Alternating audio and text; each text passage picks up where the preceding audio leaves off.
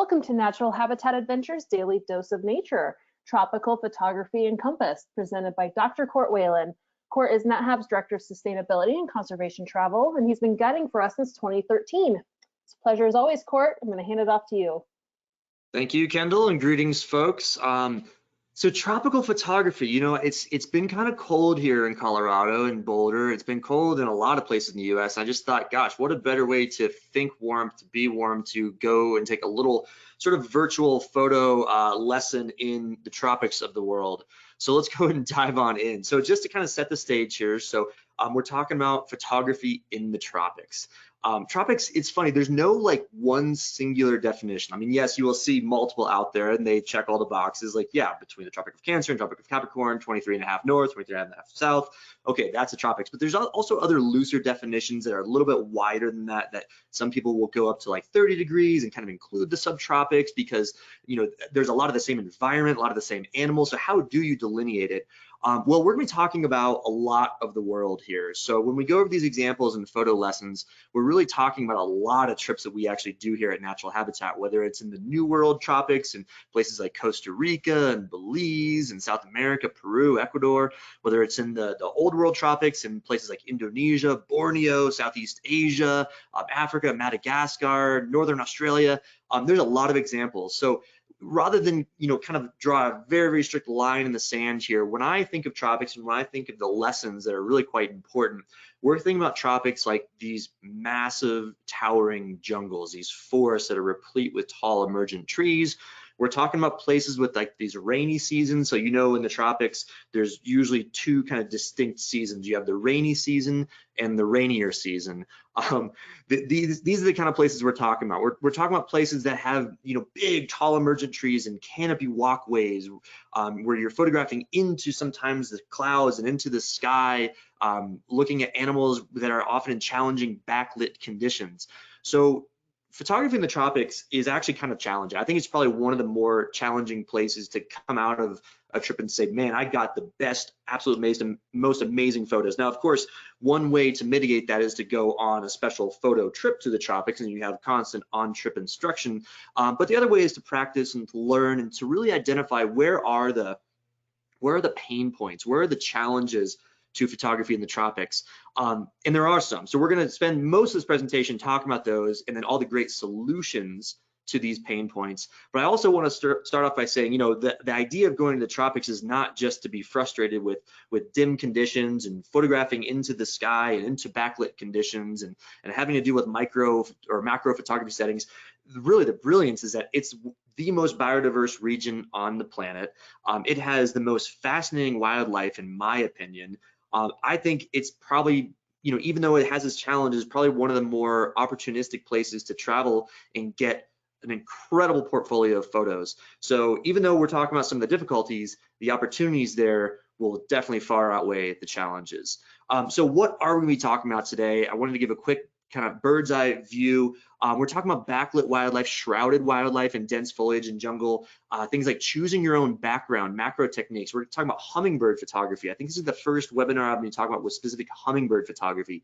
Wildlife photography at night. This is a question that I often get when I am doing presentations. Well, what happens after dark when you are using a telephoto lens and photographing that sleeping bird in the trees? How do you maximize your potential? Things like avoiding camera fog, which is very, very classic for the tropics, general tropics travel photography opportunities, and street photography. What can you do when you're in some of these bustling city streets in between your wilderness experiences while out on a tropical expedition?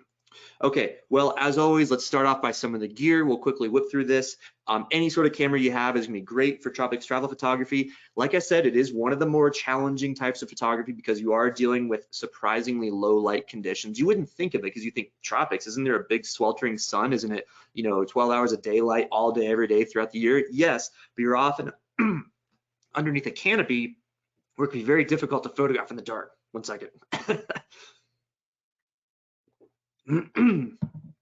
Handful of almonds right before the webinar doesn't do too good. So we are talking about difficult conditions where it could be dark under the canopy. You could be photographing animals quite a distance away. So the better camera you have really is it's gonna make things easier. You're gonna have some photos that other people in the group might not be able to get because they do have a point and shoot. If you have a more advanced camera with better lenses, you're gonna get more photographs. An iPhone, still a great way to get great landscape photographs, but nevertheless, the better the camera, the more opportunities you're gonna have, and really the less frustrated you're gonna be. So I know a lot of the folks out there in the audience do have DSLRs or mirrorless cameras, those with interchangeable lenses. You know, at the end of the day, you don't need to bring a ton of different stuff. You could get away with the entire trip with just basically 2 lens categories. You can have your kind of zoom telephoto, your 100 to 400 or a 70 to 300, something like that. You could have your 24 to 105 or your 18 to 55, something like that, and you'll do just fine. One lens I do recommend, a lot of people out there will often ask me, you know, should I bring my 70 to 200? And this is one of those places that I say, yes, you're in this dense, dark foliage, having that f2.8 ability from a 70 to 200 helps kind of blur the background, blurs all the vegetation. It also allows you to photograph in darker, dimmer conditions. So even though you still need 100 to 400 to get way into the canopy or get a distant animal or use it for a macro photograph, bringing a 70 to 200 along is really, really helpful. So you're gonna notice with this kit here, and as well as the next slide, I am talking about a lot of gear, but we can go over Q&As at the end, or we can talk after the webinar at some point about what you have and what you might want to break it down into. With any sort of travel photography, any sort of landscape photography, I always think about bringing an ultra wide angle lens. I always bring my little nifty 50 because it's very, very small and compact. Smartphone, again, is a great second camera body for landscape shots, travel shots. The one thing that I'm gonna really think about is a macro setup for tropical photography. You're gonna get lots of really cool, weird, small little critters, whether it's butterflies or beetles or small geckos or moths, small flowers. Having a dedicated macro lens and a macro flash can be very, very fruitful. I love that kind of stuff, so I make sure I pack it with me, but you're gonna see within this presentation tips and tricks for how to get macro photographs if you don't have a macro setup. It's actually really easy and still very, very fruitful. Tripods and all that, I actually leave all this stuff at home. The reason is because you just saw all those lenses I'm telling you to bring. You know, gosh, you gotta bring the bazooka 100 to 400 as well as a 7200. Holy cow, how do you have room? So I just, even though there are often some opportunities for a full-size tripod or a travel tripod, I leave all that stuff at home. I bring an extra lens in the place of these things. So I talked about the rainy season and the rainier season. Camera protection is gonna be quite vital. So there are a few ways you can protect your setup. One is by actually having a camera rain jacket. This is by Peak Designs, but there's a lot of different companies that will make these. You can go on a company like B&H Photo and just search, you know, camera jackets or camera rain jackets, and they're just like a little waterproof rain jacket for your camera. I have one, I bring it with me. I'll tell you, I don't often use it because my camera does have some waterproofing to it. And I find that if it's really pouring, I'm using my backpack with a rain cover. This is all you need is a general backpack. You can go to REI or order online, anything that, you know, fits you, fits the size, how much space you need. And then usually these little rain jackets either come with a backpack nowadays, or they're an extra $20 or $30. They are fit to the size of the backpack, and they're essentially another rain jacket. So if it's really downpouring, you throw all your camera gear in there. You could be caught out an hour away from the trailhead and your stuff's gonna remain dry. If you have a lot of expensive stuff and you say, well, gosh, I need like double protection, getting a nice dry bag is really, really convenient. I also like these dry bags you've seen from my Galapagos photography webinar that I'll often open a little 8-liter dry bag. If it's just starting to sprinkle a little bit, or if I'm in a boat, there's a little bit of splash from the water, I'll just put the dry bag around my camera and clip it. It's not like submersible waterproof, but it's another layer that, I have a couple $1,000s worth of equipment hanging around my neck. I want to be extra sure that it's nice and dry, even though it's waterproofed, just to ensure that it, functions as soon as I'm ready to take it out for that next photo op. Okay, so that was a quick splash through gear. Let's go into the top photo tips. The first thing we're gonna be talking about is the best technique for shrouded animals. So I said one of the main challenges of tropics photography is you have a lot of foliage, dense jungles. Here we are on the riverside in Borneo, very, very tropical. The Kinabatangan River is host to pygmy elephants. It's one of the most spectacular things to see. They're not the easiest to photograph because they're often on these margins or in the banks, and they're kind of going in and out of the trees, in and out of the trees. And there are a ton of examples of species and wildlife that do that when you're in the tropics. You can see them, they're big, but getting that perfect opportunity to get a full body shot might be very ephemeral, might be very, very fleeting. So what do I do when we're dealing with shrouded animals? Well, of course, I sit and I wait. I'm patient. I wait for that perfect shot, when the animal emerges. But I'm also not just wasting my time sitting there doing nothing. Well, I shouldn't say wasting. There's great use of not taking photographs and just enjoying the moment. So let me step back there, definitely not way. But if I do want to be taking photographs, I'm looking for unique kind of artistic shots, and I'm looking, how can I use the vegetation to frame part of the animal? And usually what I'm trying to frame is the face or the eye. For an elephant, even though they're pygmy elephants, we're not talking about like teacup sized elephants. They're still 8 or 9 feet tall at the shoulder. But for elephants, you can get that face and that eye that's still very, very meaningful, very, very impactful. As a very intelligent animal, we connect with that eye and we love to see it. So waiting for that moment that it moves its head, even though the whole body might not come out, moves its head and get to see that eye framed with vegetation is a really, really great way to take a photo as you're waiting for that perfect shot. So again, like I said, you can be waiting for a big great ape like an orangutan here in Danum Valley, also in Borneo, and you can be waiting for that right moment that its entire body comes out. You can see the arm, you can see the chest, you can see the body, maybe even a little bit of the legs, its whole head and face. But sometimes getting that shot of just connecting with the face is actually even better. So if you look at these two shots, here's kind of like that whole body shot we're waiting for. But if you look at this shot, that moment that just this little baby orangutan's glancing and just sort of scanning the horizon and stops for a brief moment just to check out what these other apes are doing, us, might make an even better shot. You crop it in, and all of a sudden, I actually like this shot. It's more intriguing. It's got more mystique. I think it's more of like a shot. It's truly in the wild, but it personifies that wildlife in the wild. Getting a perfect shot of an elephant with every square inch of its body completely open, you can kind of do that in captivity. You can do it in the zoo. Like featuring what the foliage and vegetation is like with the animals is actually a really, really powerful way to make those compelling photographs. And sometimes you get it perfectly right, and this was just a very happy mistake. We get a sun bear also in Borneo, extending that long tongue that it uses to eat ants and termites, and it just happens to be framed perfectly by the vegetation. As I was sort of waiting for its head to pop out there, it just dropped its tongue, and boom, you get a great shot like this. So what I'm telling you is that you know just as well as I do what a great shot is once the animal pops out and you can see the whole thing. Great, there's no science there. But this is mainly to tell you, be cognizant of those in-between moments that could be even better. So a little bit of the physics behind this. So I wanted to explain sort of how you can be aware of these settings. So I just showed you a few photos where the foliage frames the animal, and you can do so in a couple different ways. One is to have the foliage quite close to you, and then the animal proportionally further away. Now, I'm not telling you that this foliage is 2 camera lengths away. It's just much closer to you than you are to the animal, or the foliage, or whatever it is to the animal. Proportionally, you're closer. And what that does is this photo just a second ago, where that foliage in the foreground is really, really blurred. You can't even really tell what it is. It's a green plant probably, but you don't really know. Whereas when you look at a photo like this or like this, what you're doing is that foliage is right next to the animal. In this example here, and you're actually getting full definition of the plant or the tree, the shrub, the whatever it is. So it's all about that ratio, and you don't always have the choice, but just to be aware of the opportunities and how they look when they come before you gives you the idea of how you want to frame the shot and what you want to use to frame that shot. So this leads me nicely into my next topic, which is choosing your background for your photo. And this is a funny way of putting it, because with wildlife photography, we don't get to choose much. We get to choose where we go and how we see it. But the wildlife does what it wants to do in that moment. And usually we're on a trail or an overlook, and we can't just say, I really wish I was 50 feet that way. You can't always do that, but sometimes you can, and sometimes just a slight pivot left or right or forward, backward gives you quite a different viewpoint. So here's a great thing that I'm trying to get across here, is that you can slightly choose what goes on behind the animal. So here we got a great shot of one of the motmots. This is in Costa Rica or Honduras, I believe, photographed a few years ago, and you get a nice kind of even green background. It's evenly lit. There's no distractions. It's nice and blurred.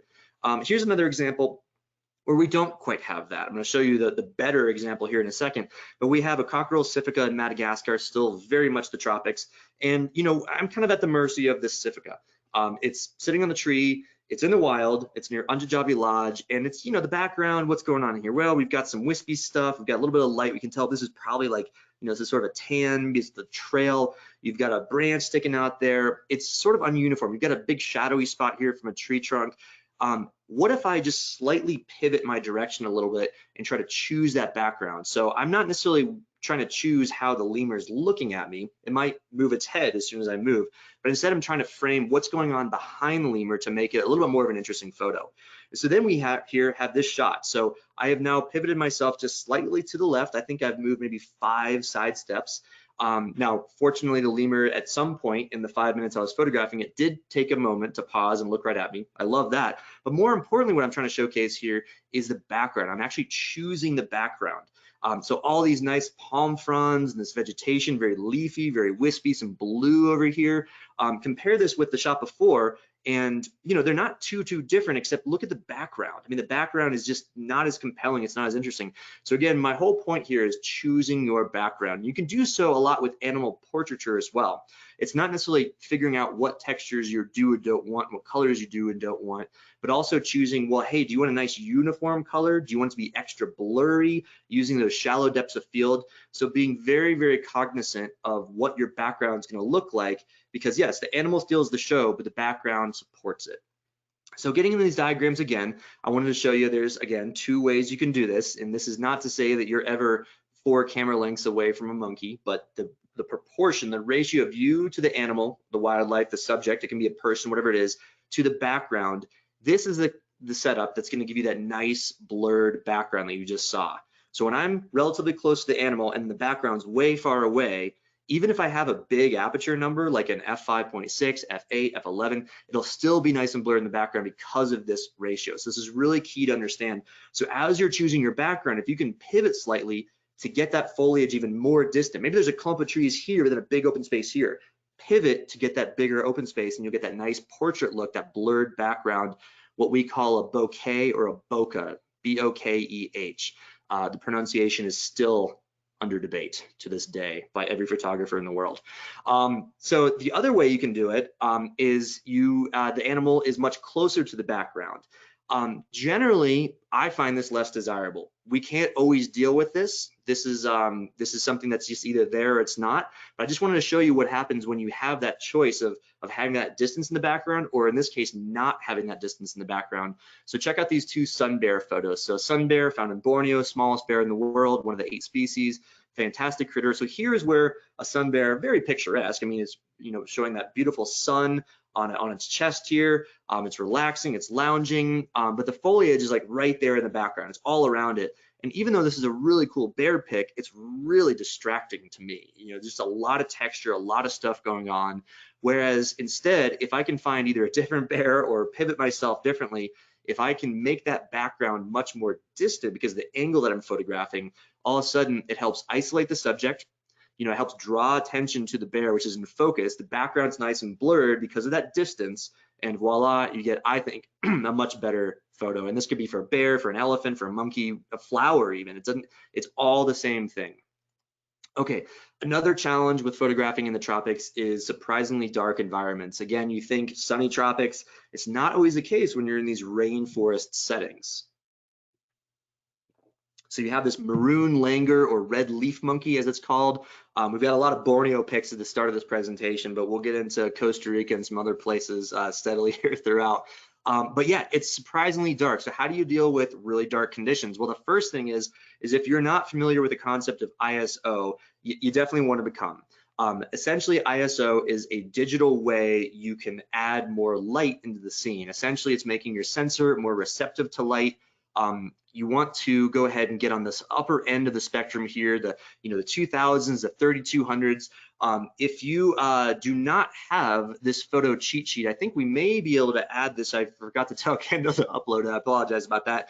But if you do not have this, it's worth downloading. It gives you some sort of guidance here on what a high ISO is, what the pros and cons of it might be. But essentially, high ISO allows you to photograph in darkness. And really, when I'm in the jungle, I'm photographing at like 1600, 2000, 2500, 3200 ISO right off the bat.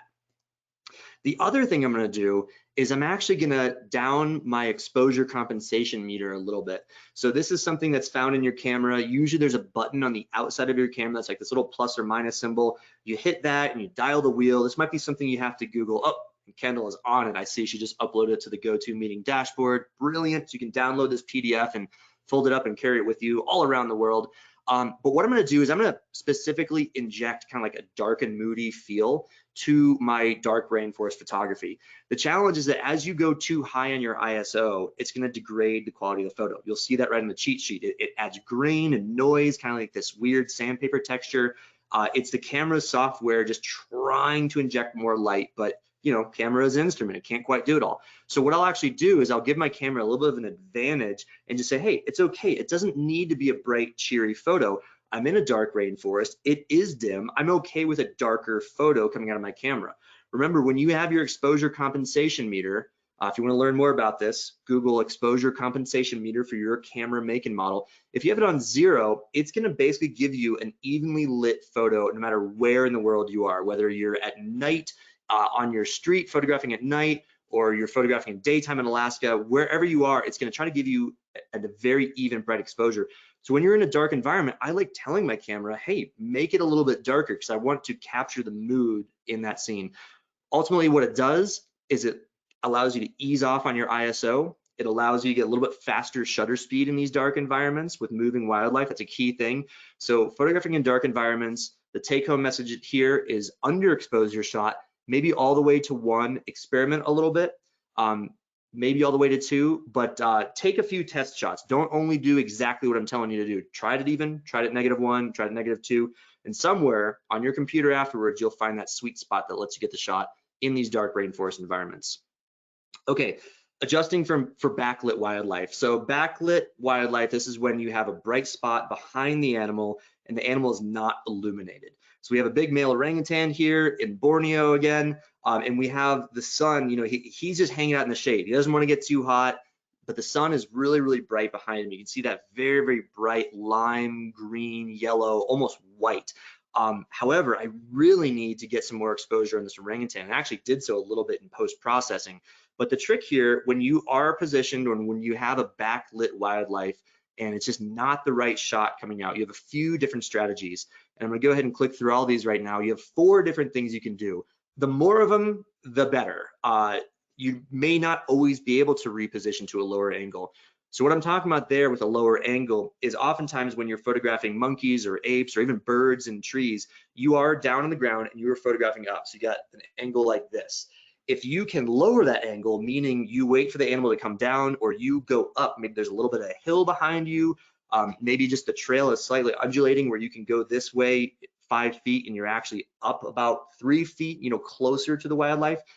Lowering that angle means that you're not photographing as much into the sun as you were. This is a very, very common practice if you have a big bright sky, like a blue sky, even a cloudy sky in the background. It's just going to completely wash out or blow out, as we call it in photography. So repositioning, getting a higher angle, you know, reducing the angle so you're a little bit more on even level. So the background is really just foliage and hopefully the same light of the same foliage around the actual subject. You can experiment with overexposure. So just like I said in the dark and moody, kind of that dim rainforest setting, try to go the opposite direction on your exposure compensation meter. Try to go to the positive end, and that tells your camera, hey, I know you want to get all the light here, but I want you to inject even more light into the shot. The camera then fusses with the aperture and the shutter speed and the ISO on itself. If you shoot on manual or on auto, if you shoot on manual or aperture priority mode, you kind of know how this all works already, but overexposing will get everything brighter. Now the problem there with this shot is that if I overexpose too much, this background here is going to be way too bright, way too distracting. It's going to blow the photo. So there's something that I'll often do is I'll rely just really on post-processing. I'll just shoot on even or even a little bit dark and just say, hey, listen, I know this is not going to come out of the camera just right, but we're going to see if we can rescue it in Photoshop and post-processing. I have some webinars out there on the Daily Dose sections on how we can do this in processing. You check out Photo Processing 1, and there's another one 2, sort of 101 and 102. And then the last thing we can do is an easy way to figure out what kind of overexposure is set your camera to spot metering. We're going to come back to this spot metering concept here when we're talking about night photography on animals. But basically what spot metering does is you have a few different ways you can meter your shot, from evaluative or matrix or center weighted average. If you go on your camera and find spot metering, this is probably something you're gonna have to look in your camera's manual or do a quick internet search on for your make and model. But spot metering will say, okay, the camera's only gonna expose for the exact dead middle of the scene. And so if you focus on this orangutan, it'll quickly figure out, okay, what lighting scheme does the rest of the photo need to be for the orangutan to be properly lit? It's dangerous. It's not always the first thing I do. It's usually the last thing I do, because it essentially does the same thing as you manually telling it to overexpose, but it is a quick way to get the right exposure. So here's another example here. We're just going to go through these four, the exact same four settings. Notice here how repositioning to a lower angle really helped out this photo of an injury in Madagascar. What it did is that big bright white sky kind of got out of my shot. I raised myself, so now the background is just sort of this brighter, it's still bright, but this brighter kind of lime green foliage, and that really rescued the shot. In addition, for the dark-faced lemur here, there's not a lot of light, not a lot of sun on the lemur. We can overexpose the whole thing and actually brought out a lot of light in the shadows. It did brighten the background. The background's a little bit on the bright side, but it didn't overdo it. So you can see here how different situations you might use different versions of this to make your backlit wildlife rescued. Okay, so moving on to macro photography. So macro technique, I want to start with an actual dedicated macro setup. Usually I start with the opposite. I start if you don't have a macro lens, but I know some of you probably do have a macro setup. So we'll give you guys preference for the start of this, but we will tell you how to get these shots if you don't have a macro lens. So with a dedicated macro setup, it's pretty straightforward as to what you want to do. So oftentimes you're going to have animals at night, frogs, insects, moths, beetles, things like that. That you can get reasonably close to. Now I say reasonably because that's entirely subjective. Whether you want to get close to a snake or a frog or a tarantula or whatever is totally up to you. But as you get closer, you want to set your camera on a few different things. One is flash is going to be really darn helpful. You're going to want to have a really big aperture, a big f-stop number. Your shutter speed, you might say, well, why 1/200? Can't you just shoot as fast as you want with flash? Well, here's the weird thing is that flash has to sync to your shutter speed, and you really can't go too much over 1/200, 1/250 without having to do a bunch of weird other settings. Nevertheless, 1/200 is usually fast enough. Animals at night, animals in macro situations, flowers in macro situations are not usually moving real fast. So you'll notice that 1/200 is really gonna be just fine. Very moderate ISO, not too high, not too dark. I'm always really careful of high ISOs at night because the grain, when you have these even colors, even black or an even white or an even green, it just gets really grainy really fast, and it's hard, it's just distracting. The reason for such a big depth of field though is A, you can because you have flash, so you can inject a lot of light into the scene. But B, more than anything, because you're filling the frame with this animal, it's taking up a disproportionate amount of your shot, amount of your frame. So your depth of field is completely proportional to how much of the scene, how much the frame is actually taking. So these big depths of field are really quite critical to macro. And you can do some tests out there and you'll see exactly what I'm talking about. But even with this big depth of field, you'll notice parts of this animal are blurred because it's taking up so much of the frame. So other critters you might find, so sometimes you don't need flash. This is a daylight shot of a beetle. We're back in Borneo, big rhinoceros beetle. Get reasonably close, whatever you think reasonable is. Use flash if you can, but if not, you can actually get away with maybe like an f8, again 1/200, ISO 400, and you can get that nice crisp focus here. A little bit of blur in the background if you bring down that aperture a little bit. Okay, so the final one I show is kind of like a really quintessential shot here. We'll go through some of the settings.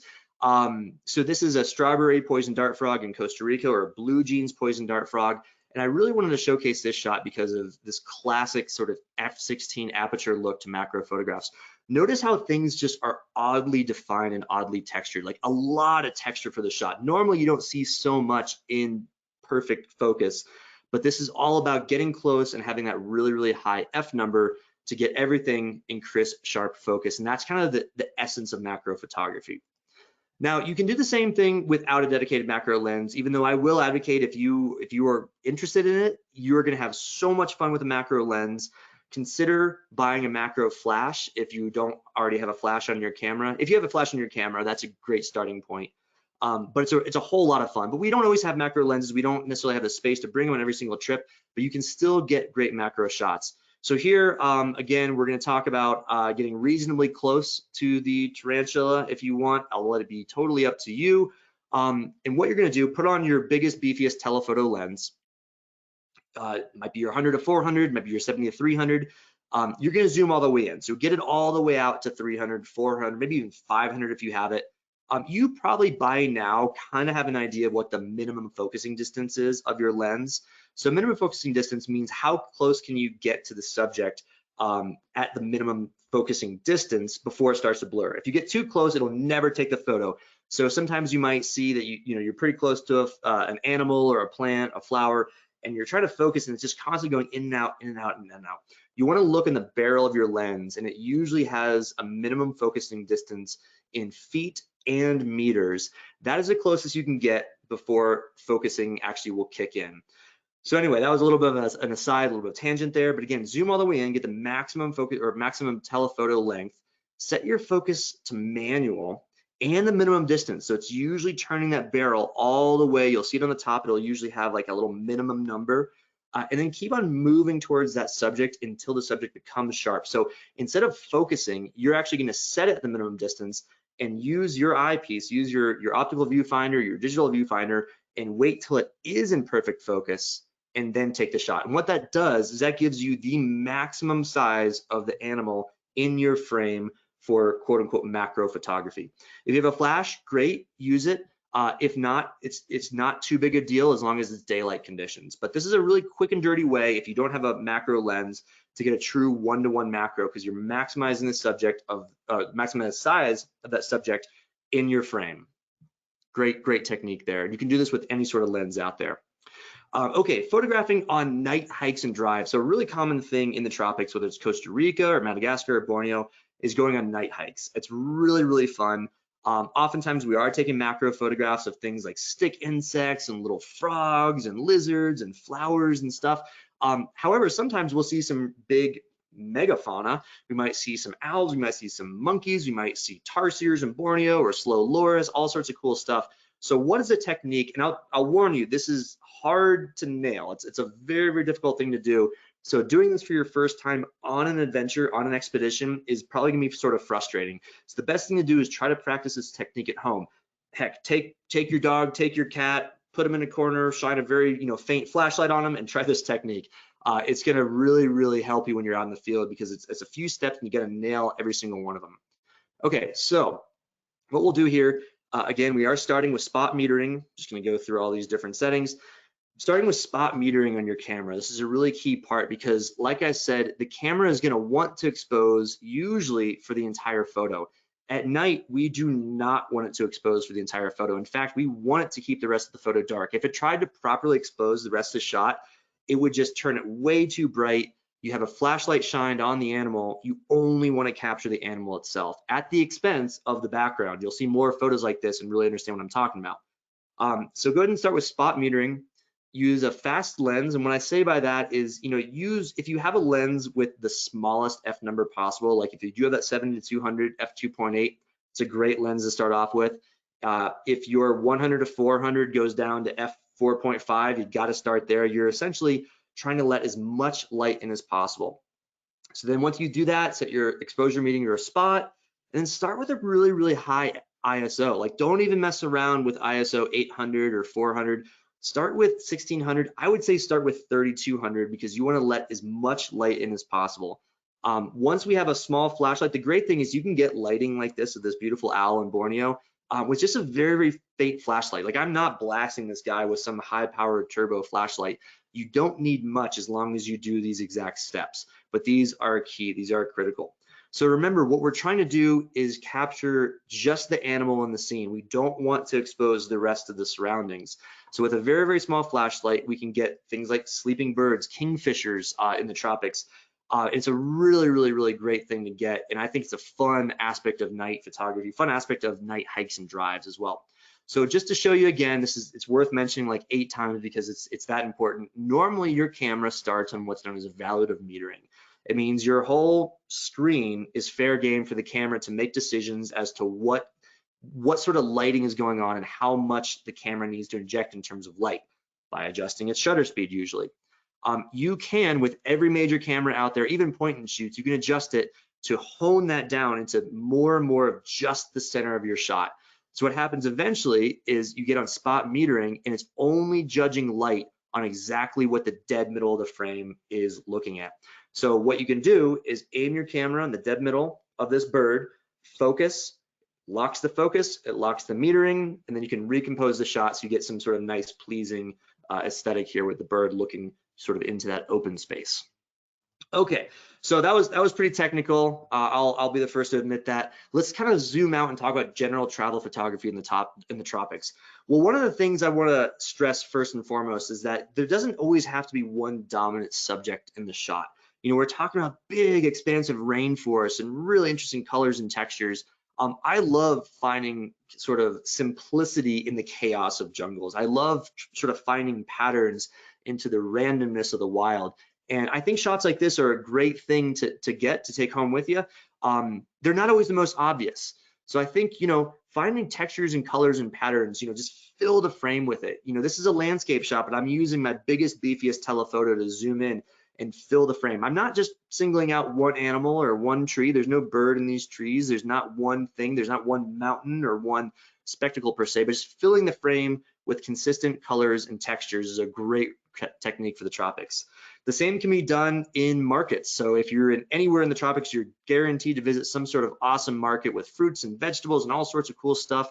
Here I'm photographing durian in Southeast Asia, and just, you know, finding those patterns and those textures and filling the frame with it, you know, thinking beyond and really justifying my composition. Like, how am I going to maximize this weird sort of order in chaos that is photography of fruit stands and all sorts of amazing colors and textures in these tropical markets.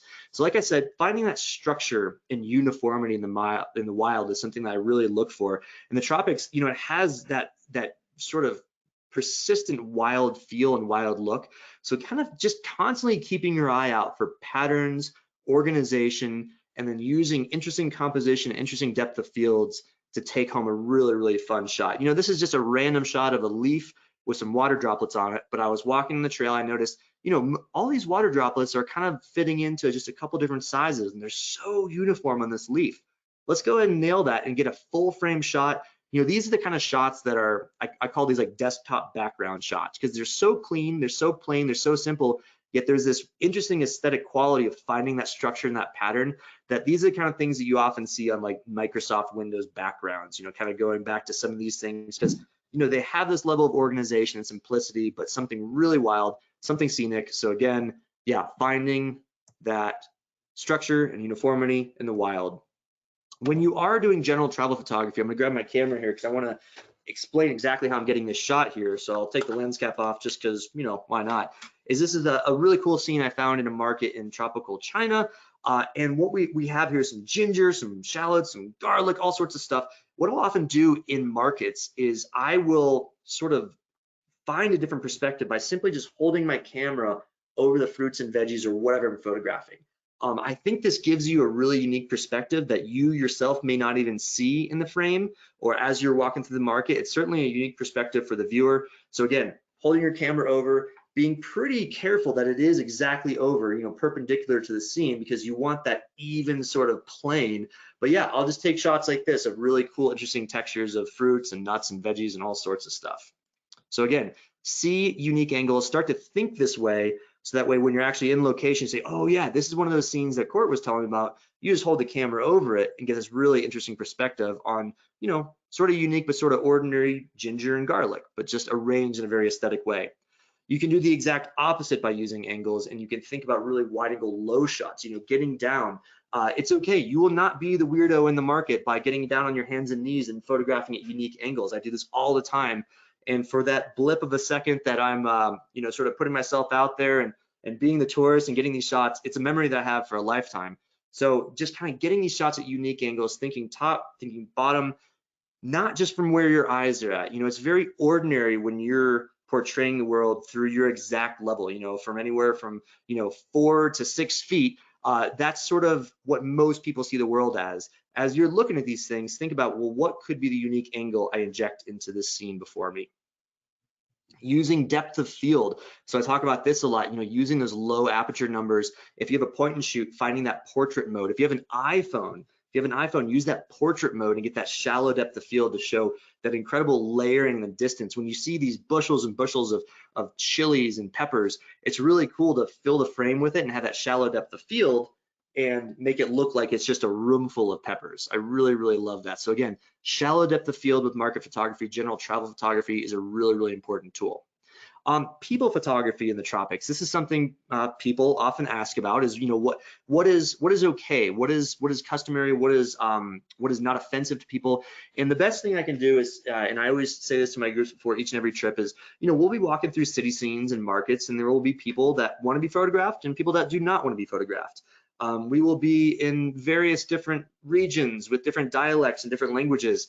The international question, the international symbol for can I take your photo is to hold your camera up, and I'm sort of kidding, but really not kidding. Hold your camera up and just nod and say, yeah. And about 50% of the time, you have people saying, no. And then about the other half, they say, sure. And they'll pose for the photo, and you get these great, great shots. So really, the thing is ask for the photo, and half the time it's gonna be great, half the time they're gonna say no, and you just go about your way.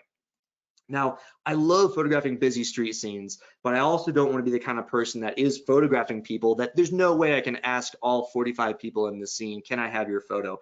So what I'll do actually in these scenes, very respectfully, but I'll have the camera around my neck, on a strap, and I will engage what's known as the silent shutter mode. And this is something that isn't on all cameras, but on any sort of mirrorless camera today, silent shutter mode means it takes a photo without any sort of noise. And so what I'll do is as I'll be walking, I don't even see a scene before me, but I'm just kind of walking and thinking, this could be like an interesting shot. This is really cool. Like we've got this person carrying a baby, we've got a motorcycle zooming by, we've got people walking on cell phones, it's busy, it's bustling, we got telephone wires overhead. I'm just gonna snap some shots, and I have no idea what the angle is gonna look like. I have no idea where the focus is gonna be, but I'll just shoot and shoot away. And I think it's a great way to capture intimate street scenes, bustling street scenes without making sort of a spectacle of yourself. Because the last thing you want to do is point a camera in someone's face or in a crowd's face and not really know if people want that photo. The other thing I'll do, just like I said about changing the angle for my photography in markets and whatnot, I will do the same thing for street scenes. So again, it's one thing to level up right at your eye and take the photo, but if you can hold your camera over your head, I've found a few different things. One is that people do not think twice about you doing that. No one's gonna say, oh gosh, you're taking my photo. Are you gonna put it in a magazine, or what's going on? What's happening here exactly? So people are really not worried about it. And also you get a really, really unique perspective on the shot, kind of something that you wouldn't normally see. Get a good wide angle, camera over your head, shoot above you. And again, you have no idea what's gonna come out, but it's really, really quite fun. So that overhead shot once again. I will do this on canopy bridges and walkways. So this is something, if you're headed to the tropics, I'm sure you're gonna be on a canopy walkway at some point. It's a really, really great way to showcase the walkway itself, a put yourself here shot, as well as the environment around. It is light years better than just taking a shot level on just a normal kind of walking down the path shot. Camera overhead, snap it. And it takes a little bit of practice. You might get some blurry shots right away. You don't know exactly where you're gonna focus, but the more you do this and the more you review your photos, either right after you took the shot or later on the computer afterwards, you're gonna kind of get a knack for it, and it's gonna give you some really, really nice travel shots. So again, it's overhead shots. Okay, we move into hummingbird photography. I know this is very eagerly anticipated. Now, this is one of the things that is not worldwide tropic applicable. Hummingbirds are actually only found in the New World tropics, believe it or not.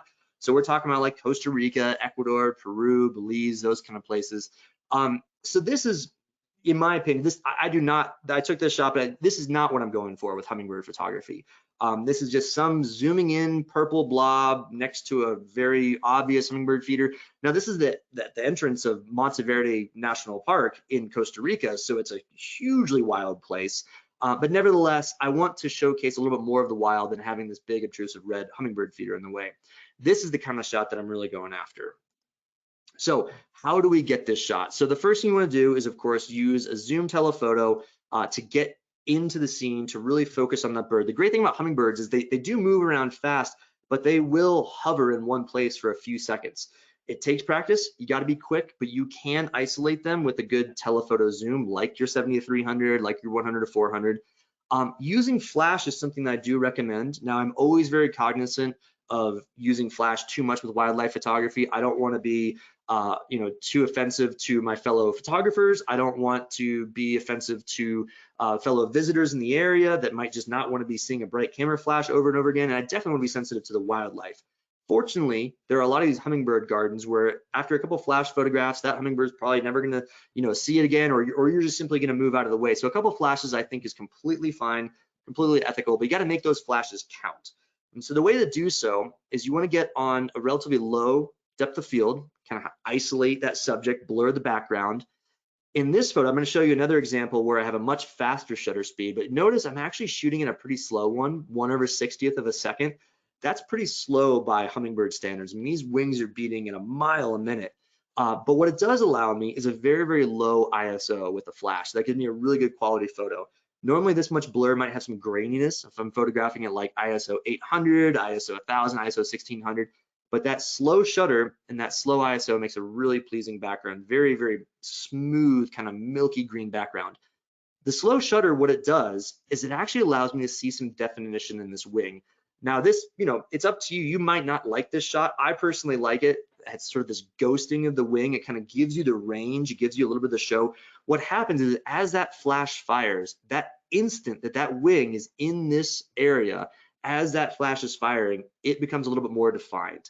The other great thing about flash is it helps bring out the iridescence of the hummingbird. And so you see no longer is it that sort of drab uniform purple, it's shimmery. There's all sorts of different small micro pigments of purple and blue and green and yellow in this violet saber-winged hummingbird in Costa Rica. Now, if we do something different here, I'm going to go through the settings and we instead do a very, very fast shutter speed. Notice how all of a sudden you capture that wing in its one position.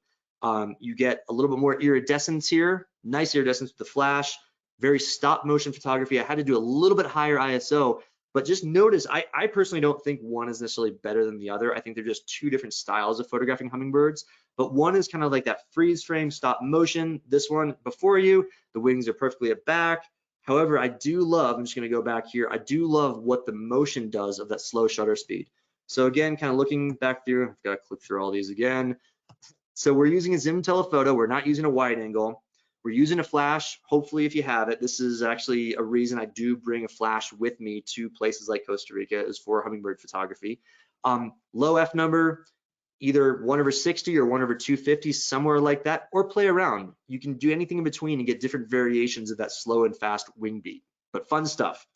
Okay, as we move into the very last topic here, issues with camera fogging. So this is a really pervasive problem in the tropics. Essentially what happens is when you are in an air-conditioned jungle lodge, which more and more are these days, you have a cold camera sitting in your room overnight and you walk out first thing in the morning, it's already 85 degrees and 110% humidity. And what happens is your camera instantly fogs up if you have that lens cap off. Well, really anything that was in that room starts to fog up. You just notice it on your lens cap. The camera might even feel a little bit wet with condensation. So first, to explain this, the reason it happens, the way it happens is think of like getting a can of soda out of a cooler at a beach, like in some sort of warm, humid environment. Like think of maybe you are on a beach in Costa Rica or you're on a beach in Florida or the Southeast, and you take that ice cold metal Coke can out of the cooler in this warm, humid environment, and within seconds, it starts to condense. You start to get all this little condensation on the can. What happens is essentially your can is turning the liquid gas, the gaseous water, the water vapor from the air, the humidity, into liquid water by supercooling it. So what happens is when you cool a gas, it turns into a different state. It's a gaseous state, so gaseous water from humidity, it turns into its cooler state, it turns into liquid water, and it just turns into actual water on the tip of your lens or on your Coke can, simply because the air around it is getting instantly cooled by that super cool Coke can. So this is happening to a lesser degree when you take your camera out of your air-conditioned room. Now, your room is not, the temperature of an ice cooler, but it is cold compared to the environment. So the condensation will not be these big droplets, but just small little micro droplets on the tip of your lens. So anyway, that's the explanation as to why it happens. It's hard to deal with because, are you not going to air condition your room? Are you not going to leave in the morning? Are you just going to stay in your room all day? How do you deal with it? Well, simply put, I'm going to give you my #1 way of dealing with it, and then a few different iterations. So my main way of dealing with this is I do not take my camera out of my bag as I leave my room in the morning, okay? So camera is in my camera backpack. I'm going to breakfast, or I'm going to wait for the vehicle, wait for the group for the day. I am going to put my bag down wherever we're gonna sit. Usually it's breakfast first thing. So I'm gonna unzip my bag and just kind of have it slowly warm up from the environment.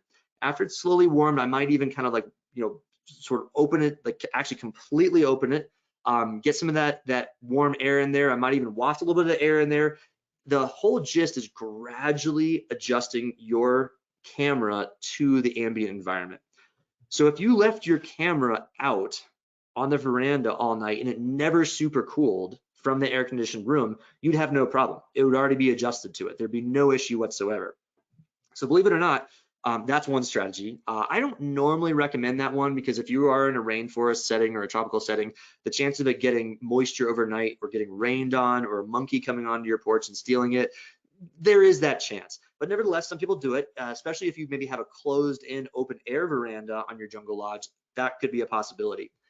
The other possibility that the real deal pro photographers will do, which isn't the most convenient or comfortable, is to just not air condition your room. If you never cool that camera down in the first place, when you take it out in the morning, you will not be changing environment. You will not be bringing the super cooled camera into the humid environment, and therefore condensing in the lens. But to say someone to not use air conditioning because you don't want your lens to fog, I don't know about that. The other thing you can do is, if you must, like let's say you're in the air conditioned room and you hear howler monkeys outside your room in the morning and you say, oh my goodness, I've got to go photograph it. I can't adjust my camera. What I will do is I will leave that lens cap on my camera for as long as humanly possible until the moment I need to take the shot. Because within a few moments, maybe a few seconds or maybe a few minutes, depending on that humidity level compared to the cooling level, you might get a little bit of time with condensation free. Okay, so what happens if you do get condensation? How do you deal with it? Well, really, the only sure-proof way is to let your camera gradually warm up. So it might mean that you are having fog on your camera for the next 5 or 10 minutes in the jungle. That could be missed photo opportunities. But the only real cheat that you can do to warm up your camera a little bit faster is to warm up your lens. I'm gonna get my lens cloth out of my drawer here. You can take your lens cloth and you can obviously wipe it off, right? Clean it. Well, it's gonna come right back. But as you clean it more and more, make sure your lens cloth is really, really clean. Wipe it more and more. It's actually creating friction on your camera lens and it's warming it up a little bit. So you're actually basically heating your camera by using your lens cloth. And you do this for, a minute and then stop, and it might actually not form again. So those are a few ways to deal with lens fogging. The reason I spend so much time on it is it is crazy frustrating. It happens to the best of us. We leave our air-conditioned vehicle. It can also happen in vehicles sometimes. We leave our jungle lodge. We want to go to photograph something right out of the bat, and our lens fogs, and it gives us 5 to 10 minutes of downtime. And it's really painful as photographers. So those are ways to deal with it and ways to prevent it. So as we round out the presentation, one of the last things I wanted to mention is that one of my tips for great photography is to look at other photography. Look at other photographers. I love messing around on Instagram. I love going on the NatHab Instagram website, my own Instagram account here if you want to check it out. Just seeing other photographers out there is gonna be great inspiration. So I'll encourage you to follow along, see some of my styles. I might post little tips and tricks on how these photos were taken. I know Natural Habitat Adventures does as well. So it's really a great way to get familiar with the range of photographs out there and get inspired, all sorts of great stuff. Also, definitely check out naturalphotographer.org. It's NatHab's very own photo tutorial website. I just posted recently on a really great piece of gear that I recommend every single photographer out there get. It only costs about $17. It is a game changer for your travel photography. I can promise you that. And then also just another quick plug on our brand new Photo Pro expeditions. These are another level up on our photo expeditions. Our photo tours aren't going anywhere, but for those folks that are really discerning and really want to have more time out in the field with pro photographers, we have this another lineup. Worth checking it out or calling our office and asking about that as well. With that, I know we've got a little bit of time for questions, and I know you've got some out there. So thanks so much. Thank you, Court. We do have some good questions for you. I just want to remind everyone who's watching, if you do have a question for Court, you can submit those in your control panel under the questions field. All right, one of the first questions that came in today is, what bag do you use to pack all of your gear? So I actually have it right here. They don't actually make this exact bag anymore, but it is by Manfrotto, and it is just a backpack. It's just a backpack, but it opens from the back, which is kind of unique, and it's a really good way to flop it open and have all your camera gear. But it's just a Manfrotto backpack that holds about 3 lenses, camera, and accessories. Sometimes if I don't have enough space in there, I'll put one of my lenses in a padded case and put it in another backpack. I usually bring 2 backpacks on the plane with me. Yeah, it's so funny, the camera bag debate, like there is no perfect camera bag out there. There is no perfect bag for a person or for a trip. It's really just about your personal preferences. I also have a messenger bag that I use sometimes. I have a low pro bag that's kind of like this cube that I can put a couple lenses in if I need to bring a little bit less gear with me. The things to consider are ease of use, how comfortable it is, and how you're going to be toting it on the trip. So usually, I have never found any great luck with having like a dedicated camera backpack as my main backpack. This is just my camera backpack that I take with me on the plane and into the destination. Once I go out in the field each and every day, I'm repacking whatever lenses I want with me for that individual excursion in their own cases in my normal backpack. So my normal backpack is an Osprey. I love that brand. And then that just kind of comes down to the bells and whistles you want, the weight you think you're going to carry in the backpack, the general size. But yeah, I've learned over the years, you kind of end up adapting to your camera backpack more than picking out the perfect bag. There's kind of no such thing. I wish there was. And sort of related to that, someone had a question about how you carry 2 camera bodies with you when you're hiking on a trip. Yeah, so I no longer do it because it is difficult. It's clunky. I mean, not only is it 2 camera bodies, but usually one of those has a big lens, which is probably bigger and heavier than the camera body itself. One way you can do it is you can have literally just one draped over kind of on this side, around your neck on this side, and one draped over on this side. It's not the easiest thing. Really, the trips that I recommend bringing 2 camera bodies for are those where you don't have to have them around your neck at the ready at all times. So I'm thinking African safaris where you can actually have your second camera on the seat next to you. I'm thinking our polar bear safaris where you can do the exact same thing. When you're doing heavy hiking, to each his own, and there's always it's better to have 2 camera bodies because you're quicker and all that, but it comes at a cost of weight and awkwardness, and it's difficult. Black Rapids, I think it's Black Rapids or Rapid, is a camera strap company, and they have special harnesses for 2 camera bodies, and they kind of like weight distribute, and so that's like the most comfortable way to carry 2 camera bodies, but it's not easy. So any sort of hiking photography trip, if I do have a second body, it might just be in my backpack, and once I get to an overlook or once I feel the need to bring the second one out as a backup or whatever, then I'll take it out. But hiking with 2 is tough, no matter what fancy strap or tools or anything. Mm-hmm. Okay, we had a few questions about the hummingbirds that you were talking about. So I'm going to ask you just a few of those. Sure, please. What's the purpose of using a flash when you're photographing hummingbirds? Yeah, so it's not absolutely critical. I just wanted to give you my top technique. So a big reason is the iridescence. It brings out that shimmer, it brings out the light there. So it's the way hummingbird and a lot of very ornate iridescent animals of anything, the way they're say the way the color works is it's called structural coloration, and it's actually not a pigment. It's if you look at like a scanning electron microscope, I'm getting really nerdy here, but like the structure of the wing is actually allowing the light to refract and reflect within the structure, and it sends back like a prism, like a rainbow back to your eyes. Now a rainbow in a certain spectrum because of how the structure is, but it's not like pigment, like how a paint can might be pigment. Another thing, like, great example, blue morpho butterflies, the exact same way. So as you add more light in the scene, you get colors that you would never see with just one ray of sunshine or one color of sunshine or clouds. So it adds a ton of color. In addition, I love that technique of being able to stop the wings at that one moment by blasting just a little bit of light.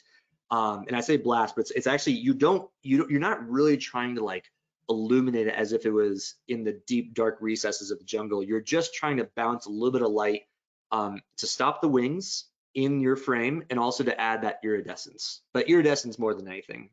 Mm-hmm. And if you weren't using a flash, say you didn't have one, would you use the same settings that you had up on those slides? Yeah, I really would. Yeah, I wouldn't change it very much. The only thing you might need, and this is variable even with flash, is what your ISO is. You just need to respond with an ISO that gets you those apertures and shutter speeds. You don't need anything more than an f4 or maybe f5.6. And I really do think that, you know, anything slower than 1/60th of a second, and it's hard to minimize your own hand movement. Except, man, these new mirrorless cameras, their image stabilization, they're like 8-stop image stabilization. So maybe you can take it down to 1/10 or 1/20th. That could be really interesting and creative. And yeah, getting anything over than 1/250, you saw that stopped the wings pretty darn well.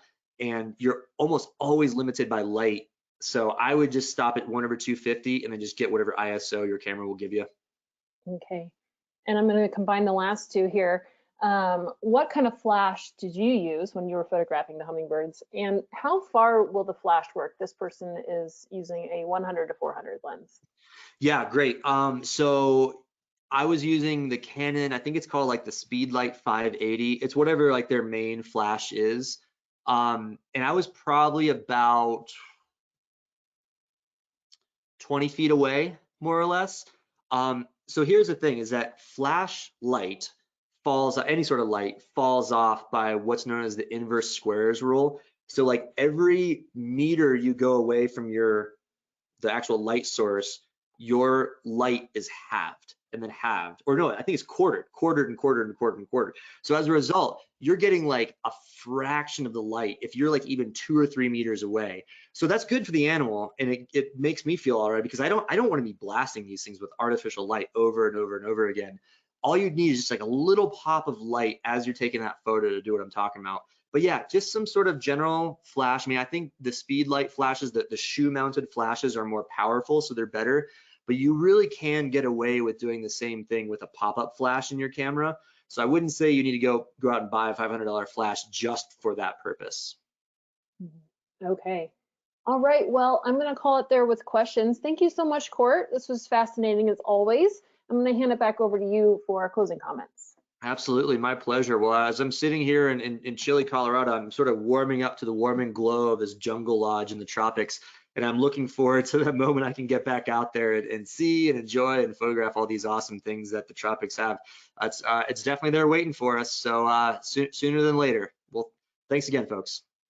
Thanks, Court, and my thanks as well to everyone who tuned in today. Be sure to join us tomorrow for our next Daily Dose of Nature. We did record today's presentation, and we'll have the replay available on our website soon. And with that, I will conclude the webinar. Bye, everybody.